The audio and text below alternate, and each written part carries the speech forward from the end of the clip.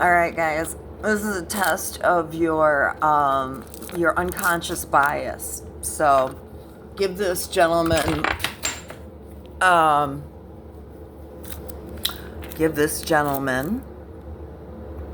20 seconds before you turn him off, because in my opinion, he might be one of the fallen, giving a lot of information that's been kept from everyone. Well broken down. Yaki, I thought you were awakened. Why are you taking scriptures literal that were meant to be metaphor, parable, analogy, hyperbole, simile, etc.?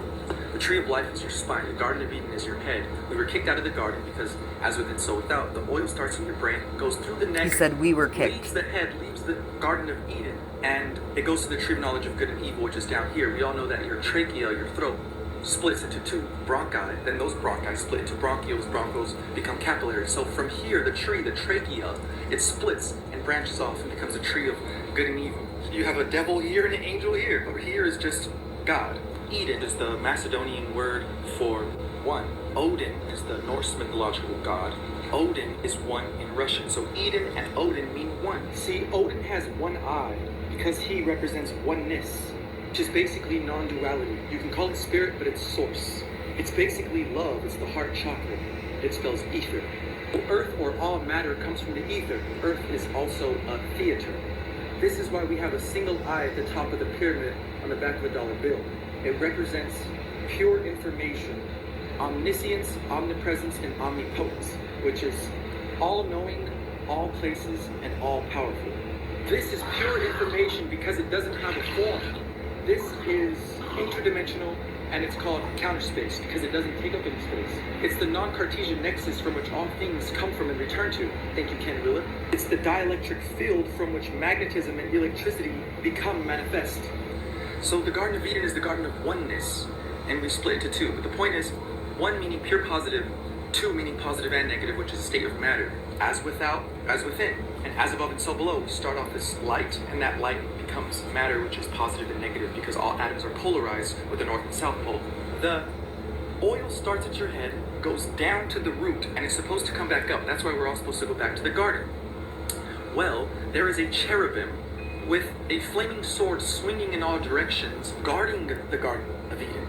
That is a magnetic field, a flaming sword in all directions. It's a metaphor, it's a magnetic field, an aura, produced by the two hemispheres of the brain when they come together, hemisync. That's why it's called a cherubim holding the sword, because the cherubim that is guarding Eden is the two cerebrum. The two cerebrum hemispheres of the brain are guarding your pineal gland, which is why in the Bible it says Jacob climbed the ladder and he said, I shall call this place Peniel, for I have seen God face to face and I have lived. My life has been preserved. It's literature, not to be taken literally. The Elohim, El means God, but it's also the name of Saturn. Saturn is God. Saturn's called Kronos, and in the Old Testament, where Jesus wasn't mentioned at all until the New Testament, the Old Testament talks about God, Yahweh, and there's a book called the Book of Chronicles, and that's because Saturn, Yahweh, is Kronos. Chronicles, Kronos, Cranium. Which is Kronos' child, who is Zeus, Jesus. Now check this out. The Elohim is all of these gods. When the Bible says that the Elohim made us, it's not these literal gods that made us. The 7 planets are the 7 gods. Your 7 days of the week. Sunday's the sun, Monday's the moon. Martes is Mars, which is Tuesday. Miércoles is Mercury. Viernes is Venus. Jueves is Jupiter, Thursday. And Sábado is Why they Saturn, don't want Saturday. people who speak 7 days English of to the know week, more 7 languages. gods. So those are within you. Those are the 7 chakras. Yes, we are made in God's image. And who are the gods? The 7 planets. Remember what Santos taught us, you guys? The stem of a tree belongs to the sun. The roots belong to Saturn. The thorns, twigs, and bark of a tree belongs to Mars. The fruit belong to Jupiter. Flowers belong to Venus. The leaves belong to the moon. And the seed belongs to Mercury. And he just explained biodynamics. Well, he got